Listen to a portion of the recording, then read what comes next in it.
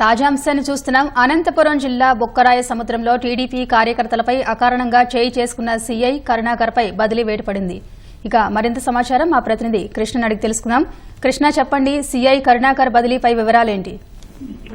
నరీష, ఏదైతే అనంతపురం జిల్లాలో బుక్కరాయ సముద్రంలో ఇటీవల సీఐ కరుణాకర్ అకారణంగా తమను కొట్టారని చేస్తూ తెలుగుదేశం పార్టీ నాయకులు పోలీస్ స్టేషన్ వద్ద ధర్నా చేశారు. ఇదే కేసు విషయంలో మాట్లాడుతూ దీనికి సంబంధించి తెలుగుదేశం నాయకులు రామలింగయ్య అలాగే పోలీస్ స్టేషన్ కు వెళ్లారు. ఈ క్రమంలో సీఐ కరుణాకర్ ఆగ్రహంతో ఇద్దరిపైన చేసుకున్నారని చెప్పి తెలుగుదేశం నేతలు తీవ్ర ఆరోపణలు చేశారు. దీనికి సంబంధించి కరుణాకర్ తమను హింసించడాన్ని నిరసిస్తూ వారు ధర్నాకు అయితే దిగారు. దీనికి సంబంధించి ఏదైతే ఉన్నతాధికారులు చర్యలు తీసుకుంటామని హామీ ఇవ్వడంతో అక్కడికి వివాదం అనేది సద్దుమరిగింది. ఆ తర్వాత దీనిపై విచారణ జరిపిన ఉన్నతాధికారులు ఏదైతే కరుణాకర్ ను వెంటనే తిరుపతికి బదిలీ చేస్తూ ఆయనపై బదిలీ వేయటం అనేది జరిగింది.